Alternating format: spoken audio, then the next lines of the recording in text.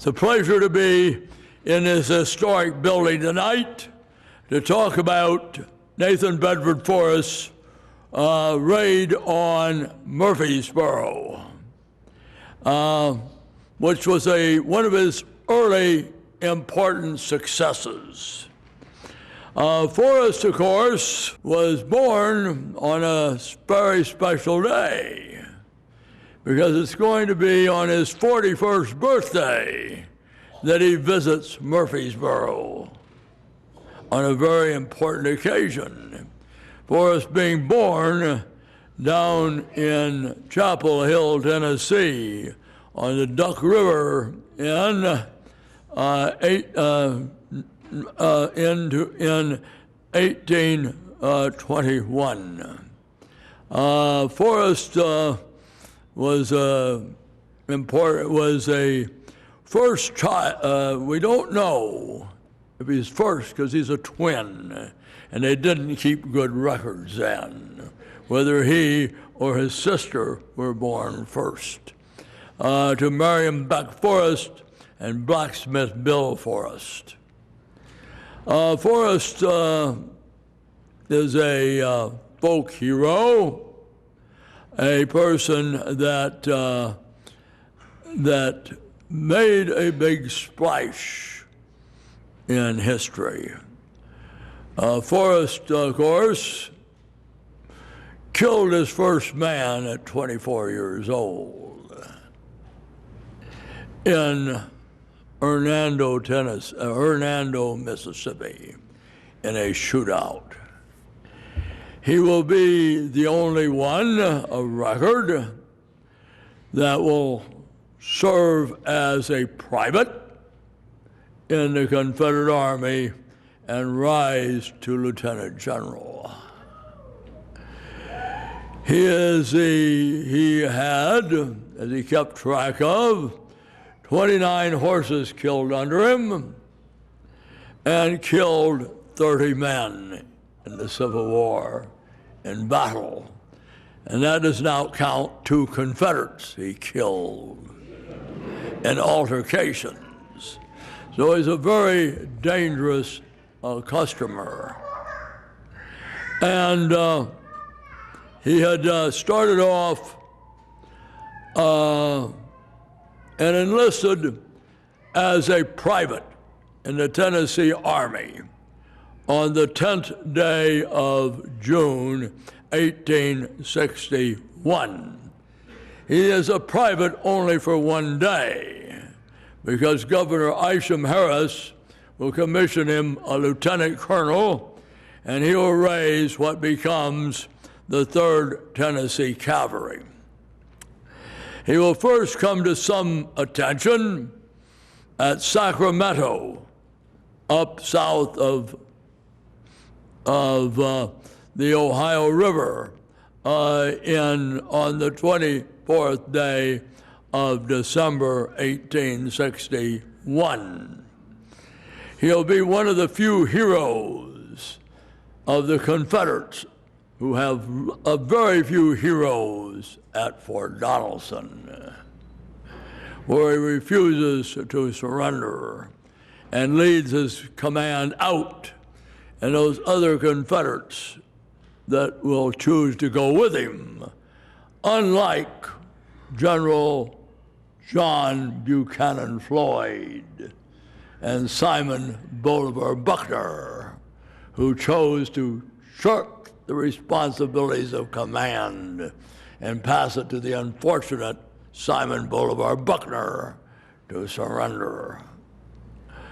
Forrest will receive his first wound, and that is what will bring up the story of him at Murfreesboro. At Shiloh, he plays an important role in the Battle of Shiloh and will suffer his first battlefield wound on the 8th day, as the Confederate Army falls back from Pittsburgh Landing or Shiloh. near on the Monterey Road, he will see pursuing Union forces as they approach an area known as Fallen Timbers. A very important Union soldier is with them, William T. Sherman, with a regiment of infantry and the 5th and the 4th Illinois Cavalry. Forrest is near a Confederate hospital on the Monterey Road with about 250 men, including some from Morgan's command, but Morgan was not with him, I hate to say, for Shirley Jones that day. He has men from Ward Adams's Mississippi Cavalry and some Texas cavalrymen of the 8th Texas Cavalry, better known as Terry's Texas Rangers, the men with the most bizarre uniform of any Confederate cavalryman. They wore a modified Mexican sombrero. I'm mentioning a little more about them because they will be with him at Murfreesboro. A red shirt and Mexican spurs with rowels on them like a Spanish caballero. Seeing the Union approaching, Forrest will order a charge. If you've been on the site, there's some rolling hills there. As they top this hill, they see there's a large force of Confederates, of Union. And most of the Confederate men following Forrest decide they'll let him go on alone. Not observing who, if they're following, only looking at the Union ahead of him, he puts his spurs to his horse and rides in among the Union infantrymen. They'll start shouting, shoot him, stick him with the bayonet. And one of the Union boys fires. It will hit Forrest in the left hip, just above the pointer. Penetrate to his spine, but not enter the spine and lodge itself. Long before John Wayne does it, Forrest will do it. He reaches down and grabs an unfortunate Ohio infantryman by the stocking swivel. In the Marine Corps, that's the nape of your neck, where your collar goes. Picks him up. He has great body strength. Uses his end as a shield and rides off and drops him. This is a very bad wound, and Forrest's first of the war.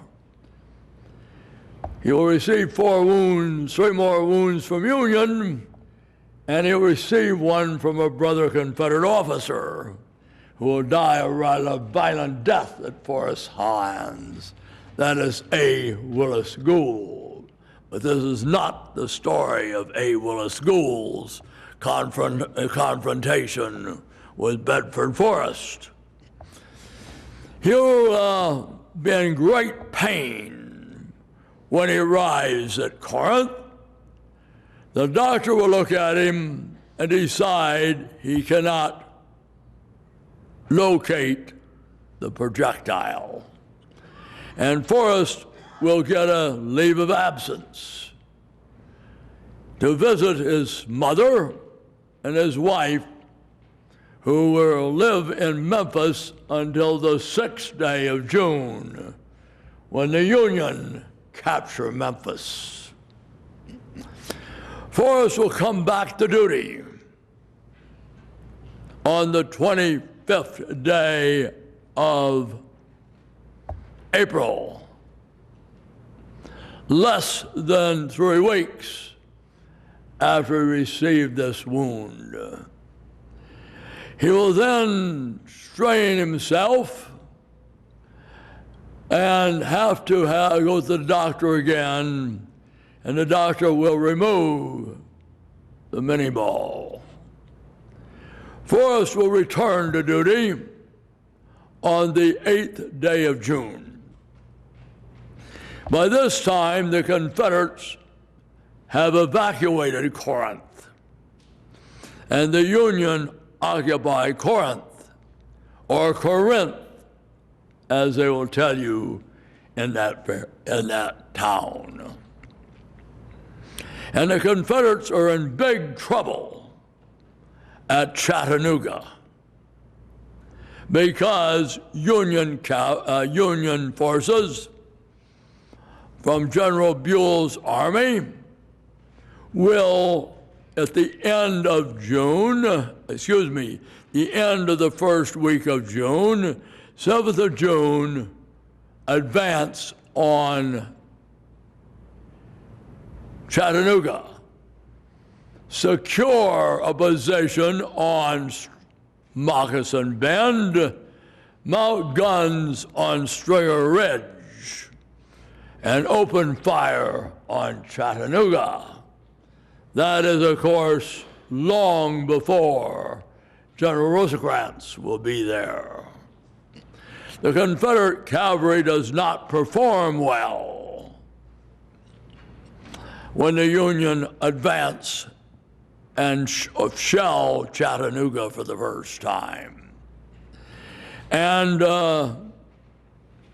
Colonel Saunders will decide we have to do something about it.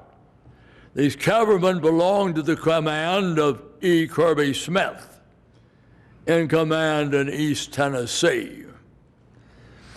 And Colonel Sanders will arrive in Tupelo, Mississippi, to where the Army of the Mississippi. They do not become the Army of Tennessee until November 20th, 1862, when they're at Murfreesboro. And will say they've got to do something about it, General Beauregard. Now, Forrest has just returned to duty, and he's recruiting to strengthen his regiment, the 3rd Tennessee Cavalry. And he's rather proud of his recruiting a number of men. Now, would you answer Forrest's recruiting poster? He's looking for 200 men, and he wants them to come with a good gun and a good horse. And he promises them a lot of excitement and a chance to chase and a chance to kill Yankees. That is not, that's a call for action. And Beauregard decides, in view of the situation with the Confederate cavalry operating on the approaches to Chattanooga, to keep the Union from repeating their sortie and again firing on Chattanooga, he sees General Beauregard and suggests that he thinks that they need someone like Nathan Bedford Forrest to shape them up. And Forrest will have a meeting with General Beauregard, and Beauregard will suggest that he go to Chattanooga, take charge of the cavalry there. Forrest isn't too enthused And for the first time, he leaves a command to take command of another. And on the 10th day, accompanied by 10 men, one of them will be Captain Bill. Now, there's only one person meaner than Nathan Bedford Forrest, and that's his brother, Captain Bill. So if you have qualms about meeting Forrest, you definitely don't want to deal with Captain Bill. And they will travel by horse from Tupelo, staying well south of the Tennessee River, because the Union are now preparing to send General Buell's army. Following the capture of Corinth, General Halleck, General-in-Chief, breaks up the Army group. He is going to send General Buell to reopen the Memphis and Charleston Railroad. Memphis, since the 6th day of June, has been in those dastardly Yankee hands. A little remark about another Forrest brother. This guy is mean too. He had been injured in the Mexican War and is on crutches. And he will have a fight in a brothel. I hate to think you'd think any Forrest would go to brothels, but they do, but this brother does. And this Union officer, the dastard that he is, kicks the crutches out of the Forrest brother, and he falls to the floor, pulls out his gun, and shoots the Union officer. So you can see the Forrest boys are mean as hell. But they're not glad to see him in Chattanooga, because the senior Confederate cavalryman there is John Scott of Louisiana, and he's going to inform Forrest, my date of rank of colonel is senior to you, and I don't want to serve under you. And John Adams, for whom Sanders had been on the staff, is not enthused of serving under Forrest. So they're going to have to organize him a command. They'll get rid of John Scott by sending him up to Knoxville to serve under Kirby Smith. Forrest will get the 8th Texas Cavalry, commanded by John Wharton, who he had had association with at the Battle of Shiloh. These are the guys that wear those red shirts and those Spanish-type sombreros and these Mexican spurs. I think you ought to become a reenactor, because they're popular in Texas, the 8th Texas Cavalry. He will pick up a regiment, the 1st Georgia under Colonel Lawton, and will soon have a force of about 900 men. He believes that an active campaign is the best way to train men. Now, meanwhile, General Buell is rebuilding the Memphis and Charleston Railroad and is advanced as far as Huntsville, Alabama. He's half the distance between Corinth and Chattanooga. He's also rebuilding the Nashville and Chattanooga Railroad and will complete it from Nashville to Bridgeport, where it crosses the Tennessee River on the 9th day of July. This will be an important day in Forrest's rise to command, because on the 9th day of July, having taken command of his new unit, he is going to start for a raid on the most important Union base on the Nashville and Chattanooga Railroad. That is Murfreesboro, Tennessee, spelled with an O-U-G-H then, not ending with an O. And the Yankees have been there for 5 months. And the Yankee garrison is the largest garrison on the railroad south of Nashville and short of Huntsville.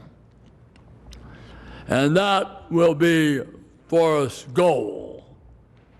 Now, he doesn't know much about the Yankees in Murfreesboro. They consist of 2 regiments. Now, Forrest's batting average is very good as the war will proceed. It'll be better than anybody else because Forrest's men are really mounted infantry. They use horses to get them there, or mules, but they fight on foot. So he will have a record second to none in beating Union infantry. Usually, infantry had little respect for cavalry, whether they're Confederate infantry for Union cavalry or Union infantry for Confederate cavalry. Because the cavalry were looked as kind of glamour boys that rode around on horses that didn't believe that war was fighting, and fighting meant killing. Now, Forrest believes is a modern soldier. Unlike Jeb Stuart, he does not wear a plume in his hat. And he does not have an escort consisting of Sweeney and his banjo, or Mulatto Bob on the bones, or John Eston Cook, who writes in romantic style. Forrest's escort are like Captain Bill. They like to kill people. And like Forrest. Forrest is a man that's a modern soldier. He believes that war means fighting, and fighting means killing. And he's going to prove that he believes it's war to the knife and war to the hilt. So the Union troops are infantry here, with a detachment of cavalry from the 7th Tennessee. And the 2 commanding officers detest each other. That's a bonus Forrest is going to get. Because the Murfreesboro garrison consists of the 3rd Minnesota, commanded by Colonel Lester, who is a senior officer in town. And his men camp out fairly close to Wayne's Hill, northwest of where we're sitting, about 1.5 miles. With him, he has a battery of artillery. Hewitt's Kentucky battery. Hewitt doesn't know his guns will soon belong to Forrest, because he has 2 6-pounder, 3 6-pounders, and 1 10-pounder Parrott. And Lester's men camp near the Nashville Pike, out close to Wayne's Hill, where the golf course is. Now, the 9th Michigan and their colonel detest Colonel Lester and those Michiganders. And they're camped about 1.25 miles north and east where we are, on the Maney property. So there's no connection between them. And on the day in question, the 9th Michigan will be minus 1 company, because they're going to be in the courthouse and the jail 1 block west of us. They're in town. And there's no communication between them. They have no use for each other, the commanding officers. The Union learn about it and decide to make a correction. But they make the correction on a bad day, because Brigadier General, a real Brigadier General, Thomas T. Crittenden, arrives here on the 12th of July. And he can see he's to shape up the Union and straighten out the feuds. Now, he arrives at a time that the Union have rather sloppy, Lester does, of patrolling it during daytime. You have 5 roads, as you know, that came in to Murfreesboro at that time. And during the daylight hours, but not during the nighttime hours, Union patrols go out those 5 roads to see if anybody is approaching. You have a provost marshal here, Captain Rounds. If Shirley was alive then, she would be pursuing him, not John Hunt Morgan, right? And that is Crittenden's, and Crittenden will take his quarters in a house on the east side of the square. He's been here less than 12 hours before he's going to get a visit from an unwelcome visitor. The Union are rather hard-boiled, and Captain Rounds, this man that you like much better than Morgan, Morgan is lucky, is very hostile. And they have made a number of arrests. In Woodbury, 40 miles east of us, they've arrested a number of people, men, and a number of them north of us. And they're incarcerated, some of them in this building on this floor, and some in the city jail 1 block west of us. And the word is out, 5 of them are going to swing off on Monday. Monday is the 14th. Sunday is the 13th. And the ladies here particularly, except for Shirley, detest Captain Rounds.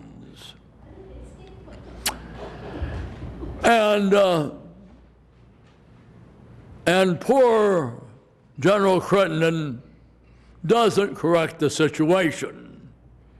He doesn't order the patrols. They go on the daytime on the 5 roads leading in. They come in off when it gets dark, just like they have before when Colonel Lester has been the senior officer. So Forrest heads out. He crosses the Tennessee River, crosses Walden Ridge, crosses the Sequatchie Valley, about 40 miles north of Battle Creek, where the Sequatchie flows into the Tennessee, where they're Union troops belonging to General Buell, up onto the Cumberland Plateau. On the night of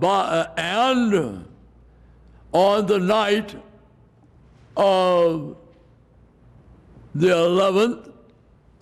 10th, he spends the night at Altamont. His men are learning how to tend their horses and learning how to follow Forrest. They leave Altamont on the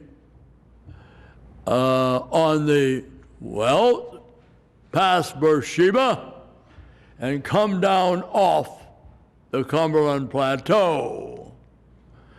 And at noon on the 12th, they arrive in McMinnville, 50 miles east of where we're sitting. Their force is reinforced by the 1st Georgia Cavalry Battalion. They're replacing Scott's 1st Louisiana, which had been, that Scott had protested serving under Forrest because he ranked Forrest, being a colonel senior to Forrest. Forrest will soon rank him, as Forrest will become a brigadier general on the 23rd of July. So Forrest halts in McMinnville. Here he picks up a lot of information. Now he knows a little more about the Union garrison than he did before.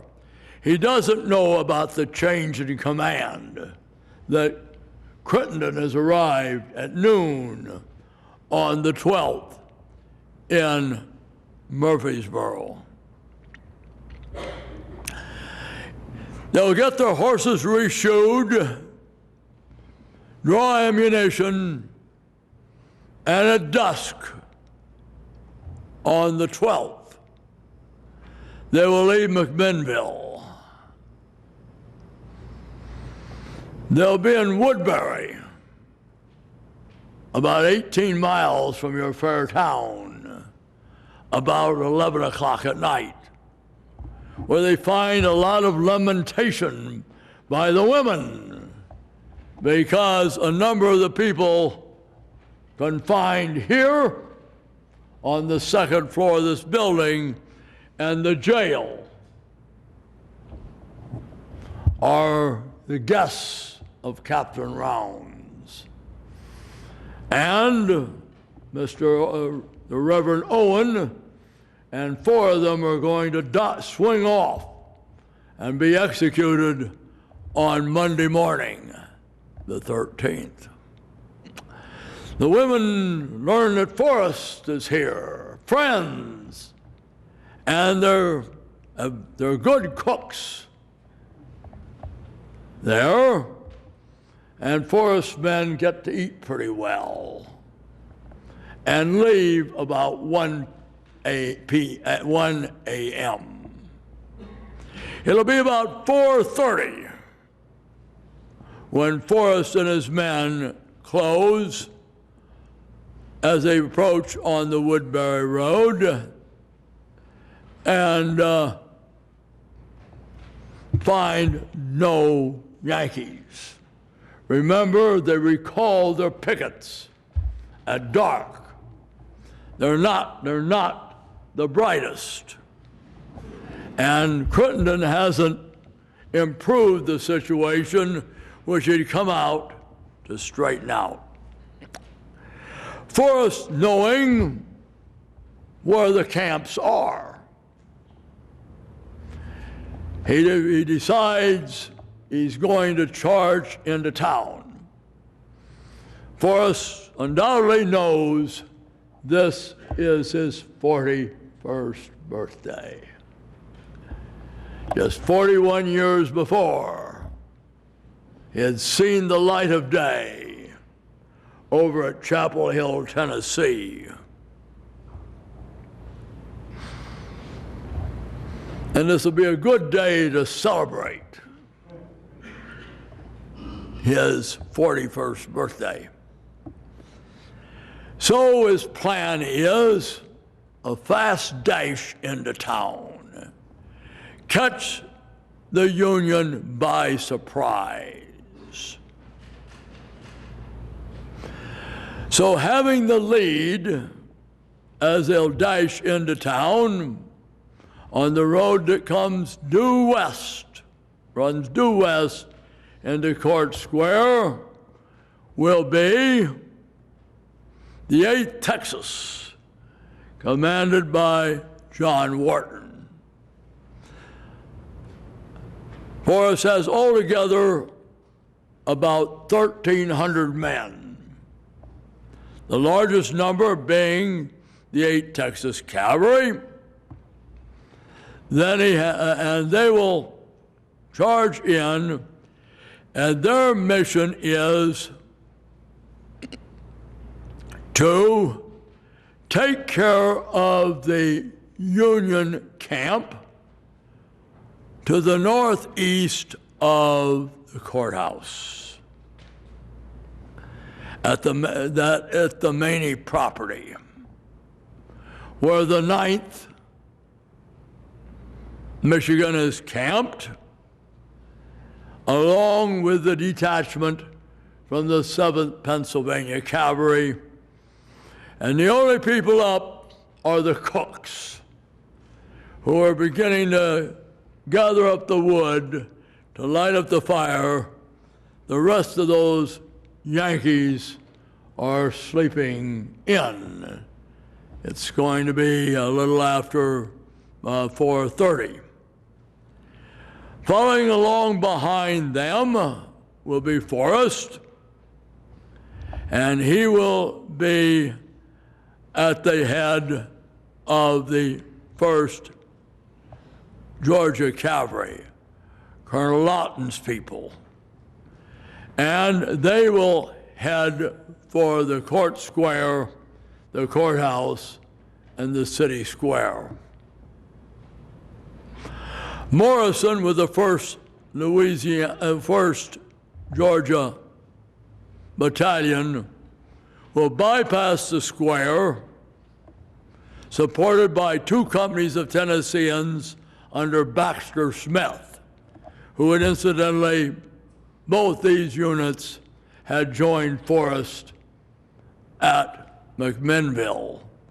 And they'll head for the camp of the 3rd Minnesota and Hewitt's Kentucky Battery, a mile and a half northwest of the Court Square, near the Nashville Pike. Well, Forrest will have a problem. He hasn't really shared the information. And Wharton, with about half his men, will head for the court square, as the other half of Wharton's men turn north to attack the Union camps near the Maney House. And they charge in, and the Yankee cavalry are surprised. And it's a little difficulty when you have to scramble out of bed and you find the enemy among you. And the troops turn out rather slowly, but the cavalry is pretty well routed. But with the charge, the commanding officer of the 9th Michigan will be wounded, and he'll be succeeded by his second in command, Lieutenant Colonel Parkhurst, who rallies his men, and they begin to set up a defensive perimeter around their camp and guarding the approaches to the Maney House from the south. And they check the Texans. In the first rush here, the man that's going to get wounded, of course, is going to be Wharton, and he is going to be disabled. And the Confederates will move into the square and surround the courthouse. Some of the Georgians will head a block to the west to go to the jail. And their mission being to capture the courthouse, the jail, capture your friend, Colonel Rounds, and they do not know at this time that they have a real brigadier general in town, General Crittenden, who is sleeping in one of the buildings on the east side of the square. The Union have barred the doors to the courthouse, and they're going to have to break down the doors on the east side and the west side of the courthouse to gain entry. Up here on the second floor, a number of the prisoners are confined, the ones under the sentence of death. And of course, when they hear the Confederates in town, their prayers that they've been having, since at this time, when they come into town, they have 24 hours to live. And there'll be a lot of singing and shouting going on as Forrest and his men are going to, when they fight to break down the doors and fight their way up the stairs in the same location they are now, up onto the second floor. The same way they're doing down at the jail. Now, the jailer is slightly inhuman. I think Shirley would like him even better than Captain Rounds, because he's going to set the jail on fire, hopefully to either suffocate or burn the prisoners alive and confined there. But again, the Confederates are successful in springing the prisoners. As Colonel Sanders, who is the man responsible for getting Forrest sent to Chattanooga, is looking around to try to find, now that they know Crittenden is in town, try to find and capture him. Sanders will be among the wounded. Now, as it begins to get light, Forrest has forced the surrender of the company of the 9th Michigan that is guarding the jail, the courthouse. Captain Rounds is hiding under a woman's bed. Is it your bed? Is he trying to hide out? Yes, okay. I knew he was. They've rounded up General Crittenden. Meanwhile, Morrison's men have reached the camp, having at the same time of the 3rd Michigan, the 3rd Minnesota. And the 3rd Minnesota does a better job.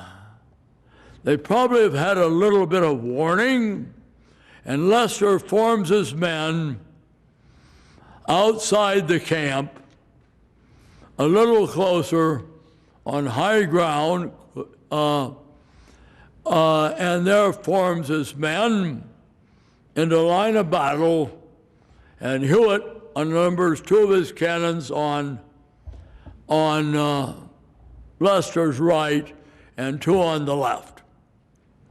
Now, Forrest, having dealt with the Union forces here in the jail and the courthouse, having saved the prisoners, Reverend Owen, when they're raising money for Forrest's statue in Forest Park in 1900, will pull out $50 and contribute $50 to it because he owes his life to Forrest on that dash into town.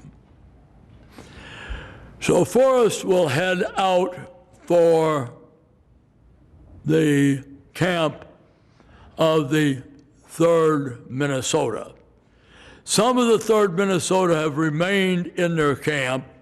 Others have formed into line of battle outside the camp. And with the artillery, they are pretty well holding Forrest at bay.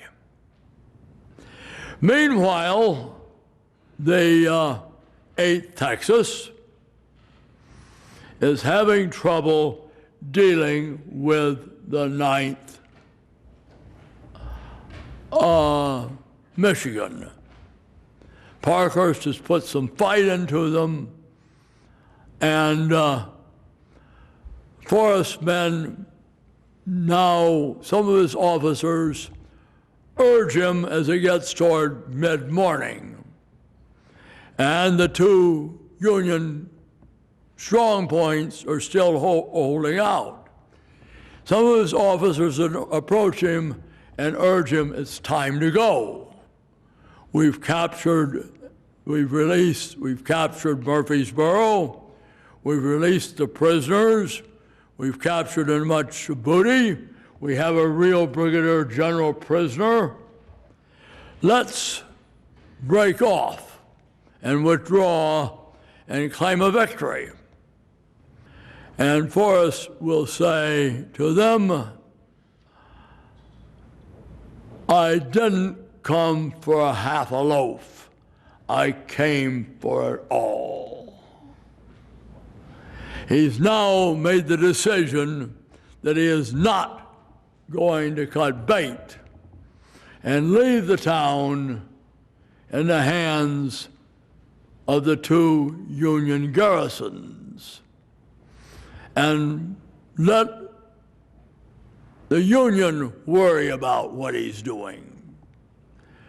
So now Forrest decides he's going to direct himself personally, leaves enough men behind to contain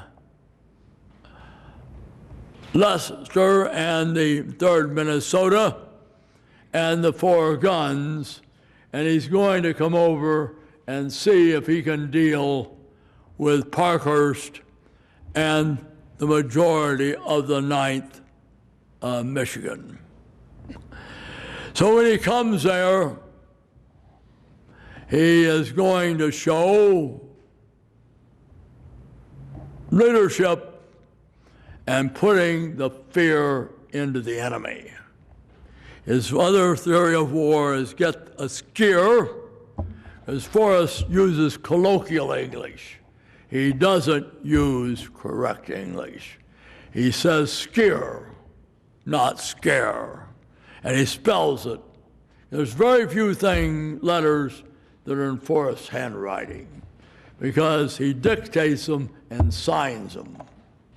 One of the most famous ones that's all in his handwriting is when some soldier asks for a furlough, and it shows Forrest's command of the English language.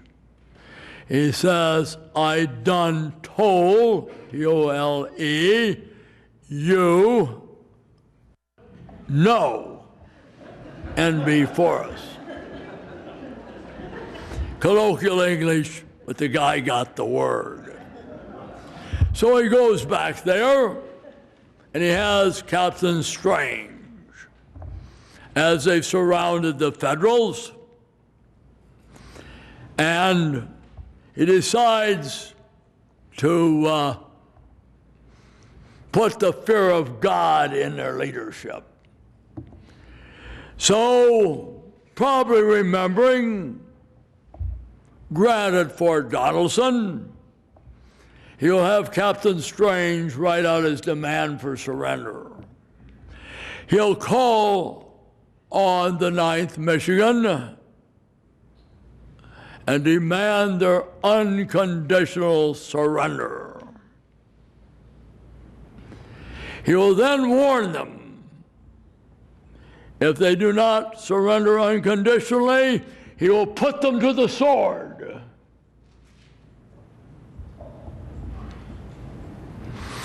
And then adds, if they surrender, that'll avoid the useless effusion of blood.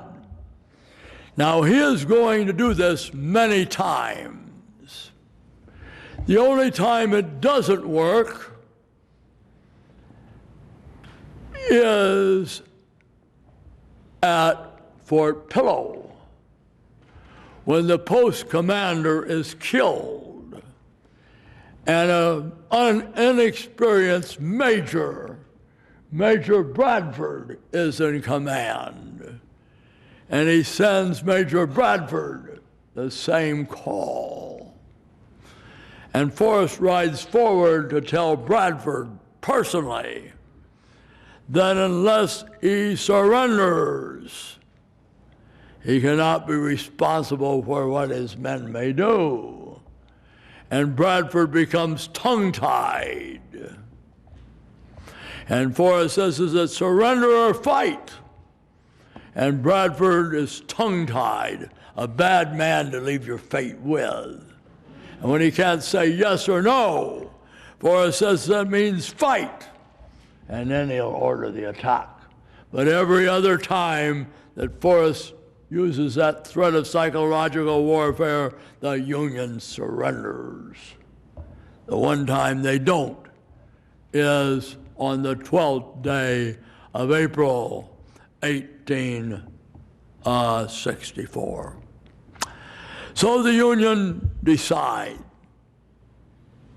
The commander of the 9th Michigan, who has already been wounded, will pull his men, and the majority vote surrender.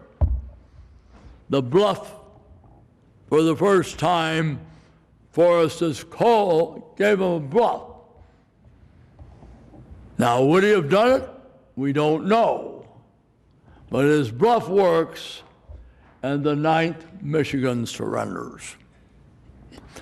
Now Forrest goes back to deal with Colonel Lester. And Forrest will send him the same ultimatum. Lester will say no. Forrest is going to say, well, Parkhurst has surrendered. Lester says, I don't believe it.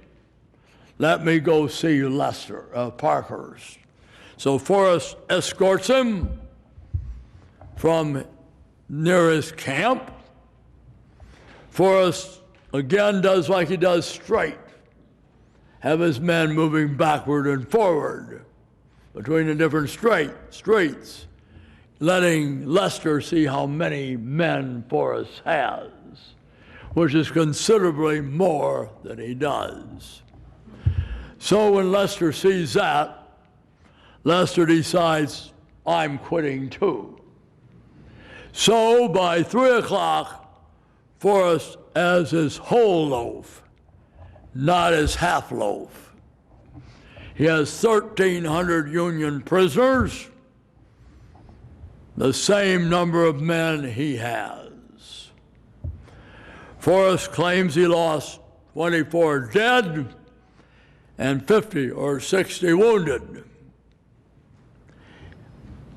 He now has 4 guns, which will equip Captain Morton when he shows up with Hewitt's guns.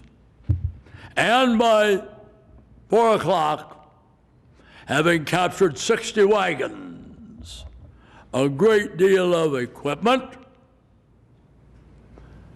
having released the prisoners, and sending Lawson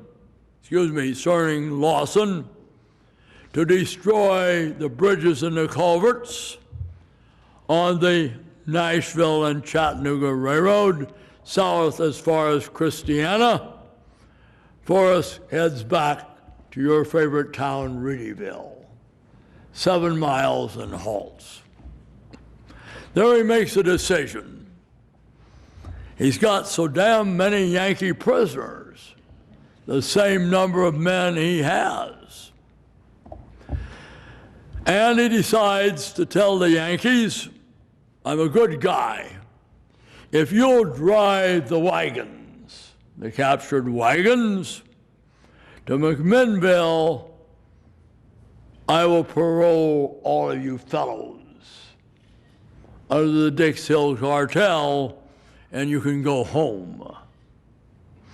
So they leave Reedyville and proceed to McMinnville, where remain till the 17th, paroles the Yankees, and everybody is enthused with what he did, even General Bragg. This is when Bragg and Forrest, Bragg is more cognizant of what Forrest is, and Kirby Smith. And they urge his promotion, and Forrest will become a brigadier general on the 23rd day, dated to the 23rd day of July. So now if he deals with Scott, he can tell Scott, I'm a brigadier general, and you're a colonel. Forrest has scored a great success. He'll remain at McMinnville to the 19th. Buell is beside himself.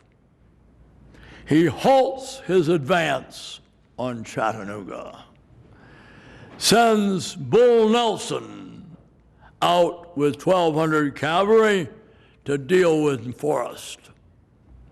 And Forrest, on the 17th, leaves McMinnville and rides 50 miles to Lebanon. The Yankees have heeded what has happened. And when he arrives at McMinnville, the Union garrison of 400 men have evacuated McMinnville and are retreating to Nashville. 2 days later, Forrest is at the Hermitage, the former home of Andrew Jackson, and very close to Nashville. And Nashville is very concerned, and Buell is too. After remaining at Antioch and Murphy's and the Hermitage,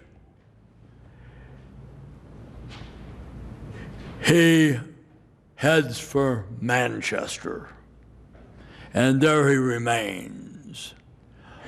And at this time, Bragg and Kirby Smith are preparing to mount their campaign that will carry them deep into Kentucky.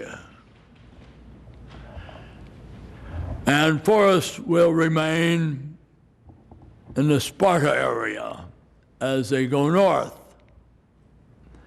And Forrest will be with them as they force the Union garrison at Munfordville to surrender on the 17th day of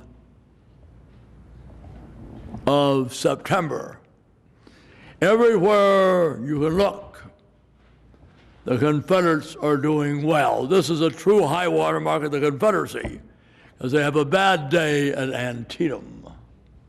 General Lee, and that's on the 17th day of September. Buell runs the race into Nashville. Forrest loses his command again. He had lost his command when he went to Chattanooga. So Bragg sends him back to Murfreesboro, and he recruits a new army, a new command, and Wharton takes over his former command.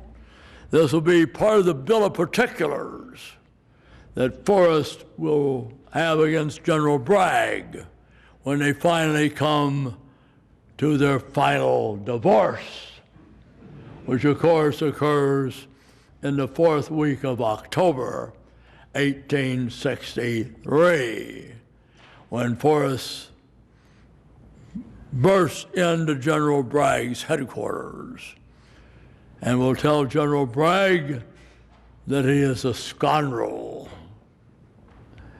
And if he was a man, he would slap his chins and make him regret it. And when he walks out, Dr. Cowan, who was there, says he'll ruin you. And Forrest had Bragg gauged right. He says he's a coward. He won't tell anybody about our confrontation. And then Forrest gets his final divorce from General Bragg, and will go to northeast Mississippi and on to greater things. So we have the story of Forrest and his first great success, in which he led a command, and they will capture a Union command of infantry and artillery, as large as they are, and will take a great step on him becoming the legend that he becomes. Thank you for your attention. If you have any questions, I'll be happy to answer them.